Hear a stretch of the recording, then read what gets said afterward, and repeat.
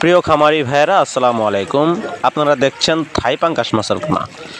দর্শক, থাই পাঙ্গাস মাছ বাংলাদেশে খুবই জনপ্রিয় একটি মাছ। সবসময় এই মাছের খুবই চাহিদা বাজারে থাকে। আর আপনারা জানেন যে অন্য মাছের চাইতে থাই পাঙ্গাস কিন্তু চাষ করা বেশ সহজ। আর থাই পাঙ্গাস মাছ এটি হচ্ছে খুবই উন্নত মানের মাছ।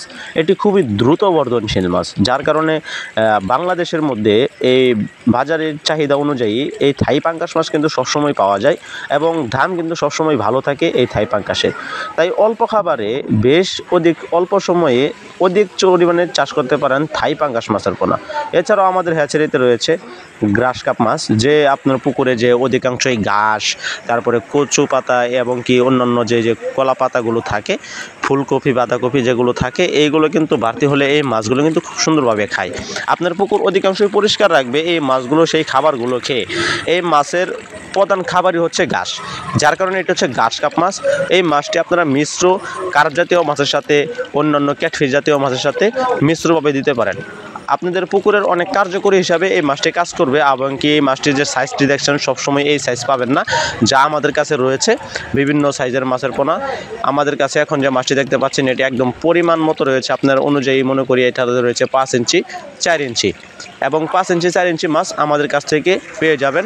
এটি হচ্ছে ঘাস কাপ মাছ। এর পরবর্তী যে আপনাদেরকে মাছটি আমরা দেখাবো এটা হচ্ছে কার্পো মাছ, যে আপনাদের পুকুরের নিচু স্তরের মাছ। এটি হচ্ছে কার্পো মাছ। আপনারা চান যে আপনাদের পুকুরে কালার ফিশ, যে লাল এবং কালো সাদা বিভিন্ন কালারের সাইজের মাছগুলো থাকুক।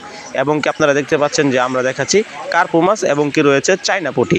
কার্পো এবং চায়না পুঁটি একসাথে রেখে দিয়েছি, কারণ এটি এক পুকুরে চাষ করা হবে। সেই কারণে আমরা এক হ্যাচারিতে এক শাওয়ারিংয়ের জন্য রেখে দিয়েছি। আপনারা চাইলে আমাদের প্রজেক্টে এসে হ্যাচারিতে এসে মাছ নিয়ে যেতে পারেন। সাথে দেখছেন কার্পো এবং কি চায়না পুঁটি। চায়না পুঁটি কিন্তু খুব দ্রুত বর্ধনশীল এবং এটি কিন্তু খুব ধান ক্ষেত, যেমন আপনাদের যে ধান কাটার পর যে অধিকাংশ বৃষ্টিতে পানি হয়ে যায়, সেই কারণে এই মাছগুলো সহজে চাষ করা যায়। ফিট খাবার খাওয়াতে পারেন, এছাড়া হাতের শ্রমিক যে হাতে বানানো খাবার সেটাও খাওয়াতে পারেন। এবং যে কার্পুগুলো দেখতে পাচ্ছেন খুবই সুন্দর কালারের কার্পু, লাল কার্পু, একদম খুব সুন্দর চকচকে কালার।